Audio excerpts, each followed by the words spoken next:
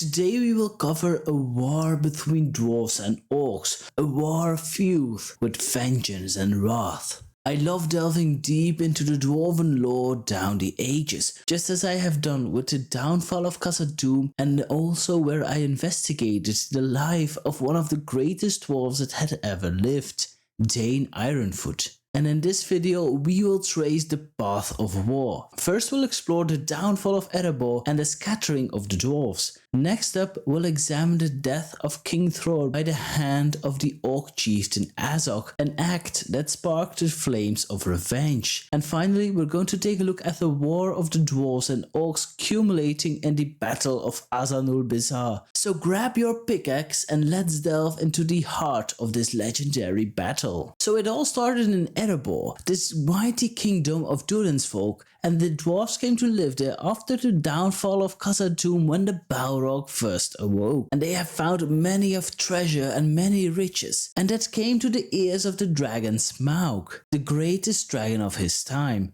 and he came to attack Erebor and claimed it for his own. A lot of dwarves died during this attack, and those that survived fled as quickly as possible. King Thror trained his son, and his grandson Thorin were among the survivors. The dwarves were now devastated, being homeless and poor. They eventually settled in Dunland, west of the Misty Mountains. But King Thror felt himself a failure, and he thought of Khazad-dûm, their old kingdom, and he wanted to go and investigate if it was possible to live there once again. Before he left, he gave his son Thrain 3 important things. First of all, he gave him his ring of power, the last of the 7 rings. Next up, he gave him the map and key to Erebor. These are the same map and key that Thorin uses trying to get back in through the secret door. So Thror left the dwarves in Dunland and went together with Gnar, his old companion, north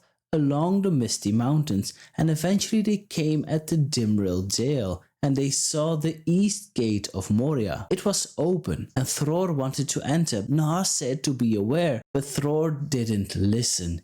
He entered the realm as an heir that had returned. Gnar waited on Thror outside, not far from the entrance. After a couple of days, a dwarven body was flung out of the gate. Gnar came near because he feared it was Thror, and when he came near, a voice called upon him. "Come on, beardling, we can see you, but there is no need to be afraid today. We need a messenger." When Gnar arrived at the body, it was indeed that of Thror, but his head was severed. The orc threatened Gnar if any of the dwarves would ever enter Moria again, they would share the same fate. And if he would ever have troubles remembering his name, he carved his name in dwarven runes on the forehead of Thror. And as Gnar turned his head, it was written Azog. It was Azog, the pale orc, that called himself from now the King of Moria. Gnar wanted to pick up the head and leave with it, but Azog said to drop the head, and he tossed him a bag of coins with little worth. Gnar fled as quickly as possible, and when he looked back, he saw them hacking and slashing and butchering the dead body of Thror, and he saw them feed the black, filthy crows. Gnar came as quickly as possible to Dunland, where he told everything to Thrain. Thrain did not speak for 7 days. He was full of wrath and full of vengeance. Thrain became now king of Durin's folk, and he wanted to take revenge on this filthy pale orc. And in the next 3 years, he gathered a great army of dwarves, and not only from Durin's folk, but from all the dwarven houses. They started their war in Mount Gundabad, where Durin first awoke. Then they followed the Misty Mountains south and destroyed each orc stronghold that they could find. Most of them were fought underground, in tunnels and mines where the dwarves were at their strongest. There was much death on both sides, but because of the dwarves had their great strength, their great weapons and great armor, they won every time, and they fought their way all the way until they came at the Gladden, and there the last orcs fled away as quickly as possible, and the dwarves followed them until they came at Azanulbizar. This was located between the two mountain arms and next to Khaledzaram, and there the dwarves first saw the ancient hall of old, and the dwarves shouted like thunder in the clouds. But then, great army of orcs came pouring out of Moria, and all the orcs that fled were all gathered there, and there was a huge army. The orcs had the upper hand. It was a sunless winter day, and they had the high ground. And so the final battle begins, the Battle of Azanulbizar. Thrain led the first attack, but they were quickly driven back into the woods near Khaledzaram. During this first assault, his son Frerin died along with Fundin, who is actually Balin's father. Both Thrain and Thorin were injured. It did not look good for the dwarves, until Nain arrived together with his son Dane and a great host of dwarves from the Iron Hills.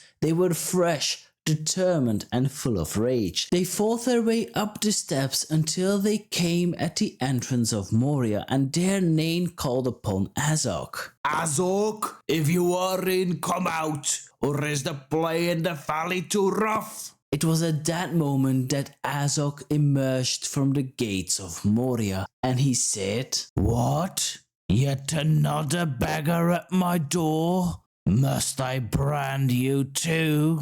It was at that moment that Nain attacked Azog, but he was already weary from battle and half blinded with rage, but he missed, and at that moment Azog hit his knee and he fell on the ground. Azog slew Nain so hard, but the sharp edge was broken by the chainmail of Nain, but because of the heavy force that came with it, his neck was broken. Azog wanted to lift up his head and yell out of triumph, but he was breathless. He saw every orc being slain by the dwarves. All his guards were killed. Azog ran back as quickly as could to the entrance of Moria, but Dane followed him. With his red axe in his hand, he slew Azog and lifted up his head.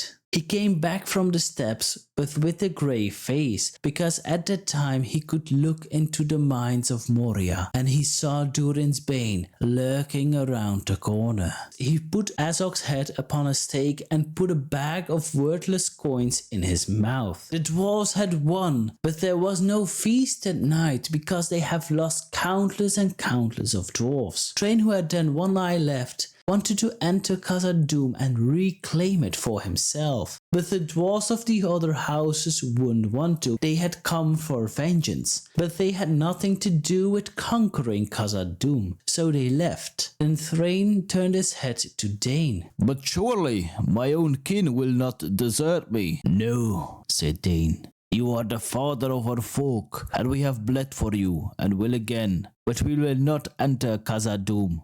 You will not enter Khazad-dûm. Only I have looked through the shadow of the gate. Beyond the shadow waits for you still, Durin's Bane. The world must change, and some other power than ours must come before Durin's folk walk again in Moria. Before the dwarves had left Azanulbizar, they have stripped the dead dwarves from their weapons and armory so that no orc could find them and use them for his own. And then they burned all the bodies, and the fire was so big that the fumes could be seen all the way in Lorien. Dane's strength and wisdom is so great during this war, and that at such a young age, and he has done more great deeds during his entire life. And that is why this next video is for you. Here I uncovered Dane's complete life. So I will see you in the next one. Bye bye.